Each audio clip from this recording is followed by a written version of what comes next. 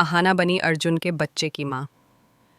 जी हाँ मेरे प्यारे दोस्तों, जिस हवेली का आंगन सालों से हर सुख दुख, हर रिश्ते और हर एहसास की चुप गवाही देता आया है, आज वही आंगन फिर से एक नई कहानी का साक्षी बनने जा रहा था।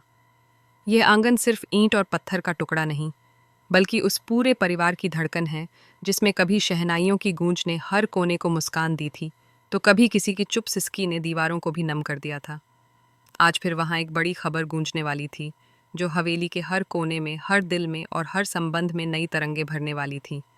एक खबर जो खुशियों की सौगात भी हो सकती थी और कुछ लोगों के लिए बगावत भी। यह वह खबर थी जो किसी को जीतने वाली थी तो किसी के अहम को तोड़ने वाली। और इस सब के केंद्र में थी आहाना। वही आहाना जो इस हवेली की सबसे अलग, सबसे समझदार, सबसे आधुनिक सोच वाली बहू थी, जिसने परंपरा और प्रगति के बीच संतुलन बनाने की हमेशा कोशिश की, जिसके फैसले कई बार घर के बुजुर्गों को भी चौंका देते थे, पर उसकी नीयत में कभी कोई कमी नहीं देखी गई। आज जब वह अपने कमरे से बाहर आई तो उसके चेहरे पर एक अजीब सा सन्नाटा था, लेकिन आंखों में कुछ ऐसा था जो वह शब्दों में नहीं कह सकती थी। एक चमक जो शायद माँ बनने की आंतरिक अनुभूति से आई थी। वह हवेली के बीचों बीच खड़ी हो गई। वहां बैठे हर शख्स ने उसकी चाल में कुछ अलग देखा, और जैसे ही वह कांपती हुई आवाज में बोली, मुझे आप सबको कुछ बताना है, मैं माँ बनने वाली हूँ। पूरे माहौल में एक ठहराव सा आ गया। कमरे में मौजूद हर व्यक्ति की सांसें जैसे थम सी गईं, आंखें फैल गईं, धड़कनें तेज हो गईं, और कुछ चेहरों पर चमक तो कुछ पर हैरानी और संदेह। यह वह क्षण था जब हवेली की परंपरा और वर्तमान आमने सामने खड़े थे। दुर्गा माँ, जो इस घर की रीढ़ थीं, जिन्होंने हर बहू को अपनी ममता से स्वीकारा था, वह धीरे धीरे आहाना के पास आईं। उनकी आंखों में आंसू थे, लेकिन उन आंसुओं में गर्व की चमक थी, शिकायत की नमी नहीं। उन्होंने बिना कुछ कहे अपनी बहू को अपने सीने से लगा लिया। वह आंचल जो अब तक घर को संभालता आया था, आज एक नन्ही जान के स्वागत के लिए खुल चुका था। भरे गले से उनकी आवाज़ निकली, बेटी, तूने आज मुझे सबसे बड़ा तोहफा दिया है। तेरे आने वाले बच्चे की किलकारी से यह हवेली फिर से जी उठेगी।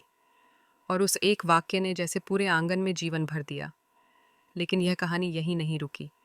कुछ ही पलों में बुआ जी, जिनकी आंखों में हमेशा से पुराने रीति रिवाजों की धुंध छाई रहती है, उन्होंने अपनी झर भरी आवाज में कहा, वाह क्या खबर है। इस घर की इज्जत को तो पहले ही ठोकरें लग चुकी थीं, अब ये बच्चा आकर सब कुछ और उल्टा कर देगा। उनके शब्दों ने जैसे माहौल की मिठास में कड़वाहट खोल दी। वह बोली, ये औरत हमेशा अपने मन की करती आई है, अब माँ बनने का नाटक करके सबको नीचा दिखाएगी। आहाना चुप रही। उसकी आंखों में आंसू थे, लेकिन होठों पर कोई सफाई नहीं थी। वह जानती थी कि यह वही आवाज है जो हमेशा उसकी राह में कांटे बोती रही है, लेकिन इस बार वह टूटने नहीं वाली थी। दूसरी तरफ अर्जुन, आहाना का पति, खामोशी से खड़ा था। उसका चेहरा सख्त था, आंखों में गुस्सा, लेकिन भीतर ही भीतर एक बेचैनी थी। वह जानता था कि यह बच्चा उसी का है, लेकिन परिस्थितियों ने उसके दिल को पत्थर बना दिया था।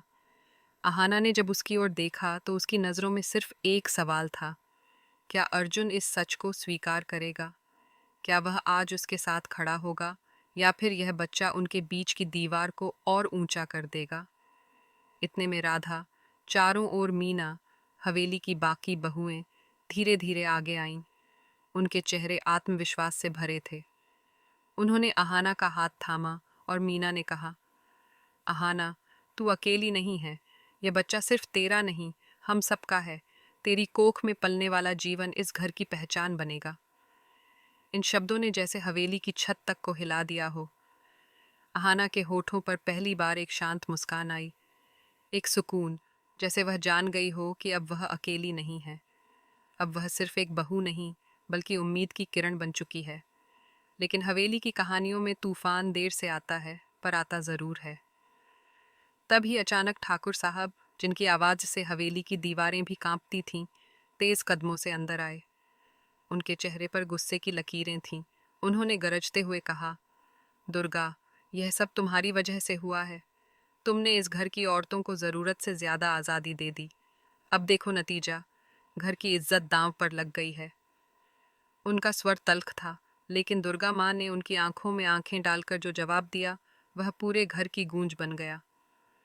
ठाकुर साहब, घर की इज्जत तब नहीं जाती जब कोई औरत माँ बनती है, बल्कि तब जाती है जब घर का आदमी अपनी सोच छोटी कर लेता है। माँ बनना शर्म नहीं, वरदान है। यह बच्चा इस हवेली का भविष्य है, इसकी नई सुबह। उनकी आवाज में वह दृढ़ता थी जिसने ठाकुर साहब को कुछ पल के लिए चुप करा दिया। कमरे में फिर एक बार सन्नाटा फैल गया। हवेली दो हिस्सों में बंट चुकी थी। एक तरफ खड़े थे बुआ जी और ठाकुर साहब, परंपराओं के पैरोकार।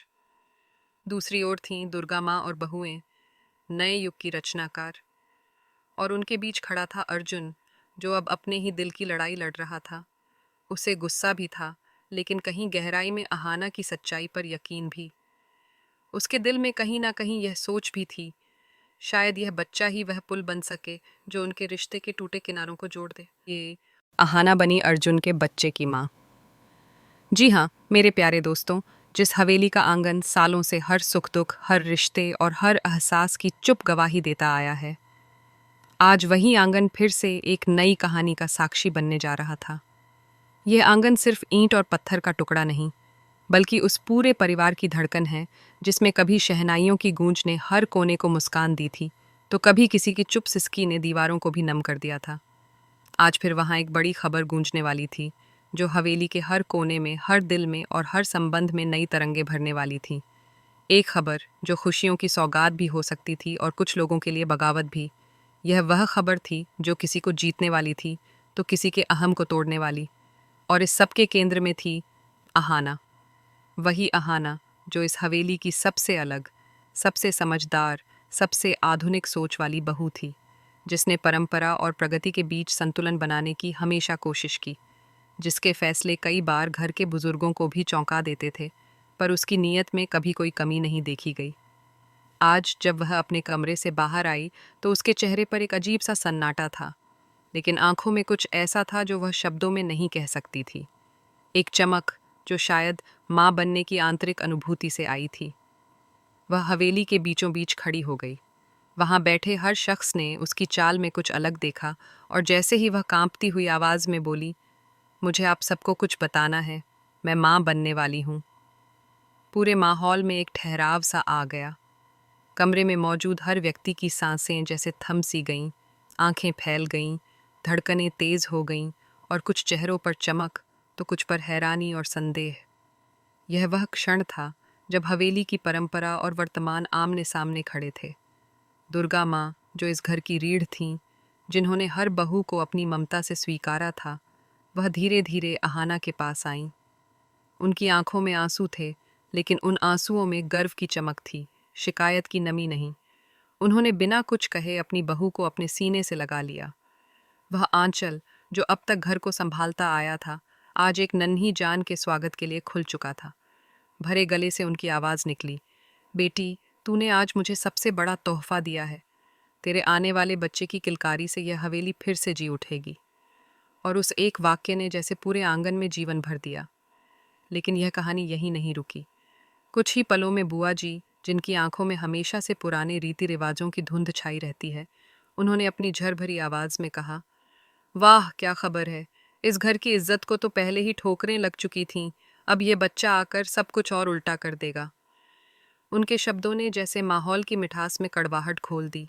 वह बोली, ये औरत हमेशा अपने मन की करती आई है, अब माँ बनने का नाटक करके सबको नीचा दिखाएगी। अहाना चुप रही। उसकी आंखों में आंसू थे, लेकिन होठों पर कोई सफाई नहीं थी। वह जानती थी कि यह वही आवाज़ है जो हमेशा उसकी राह में कांटे बोती रही है, लेकिन इस बार वह टूटने नहीं वाली थी। दूसरी तरफ अर्जुन, अहाना का पति, खामोशी से खड़ा था। उसका चेहरा सख्त था, आंखों में गुस्सा, लेकिन भीतर ही भीतर एक बेचैनी थी। वह जानता था कि यह बच्चा उसी का है, लेकिन परिस्थितियों ने उसके दिल को पत्थर बना दिया था। अहाना ने जब उसकी ओर देखा तो उसकी नज़रों में सिर्फ एक सवाल था, क्या अर्जुन इस सच को स्वीकार करेगा?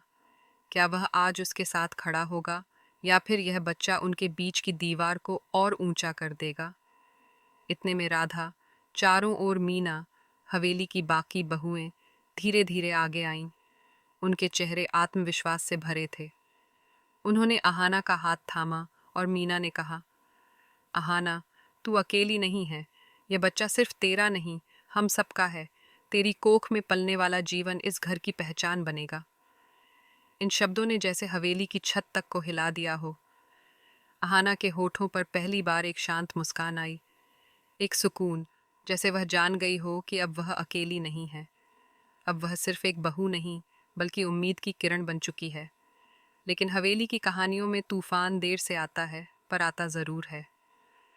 तभी अचानक ठाकुर साहब, जिनकी आवाज़ से हवेली की दीवारें भी कांपती थीं, तेज़ कदमों से अंदर आए। उनके चेहरे पर गुस्से की लकीरें थीं। उन्होंने गरजते हुए कहा, दुर्गा, यह सब तुम्हारी वजह से हुआ है। तुमने इस घर की औरतों को ज़रूरत से ज़्यादा आज़ादी दे दी। अब देखो नतीजा, घर की इज्जत दांव पर लग गई है। उनका स्वर तल्ख था, लेकिन दुर्गा माँ ने उनकी आंखों में आंखें डालकर जो जवाब दिया, वह पूरे घर की गूंज बन गया।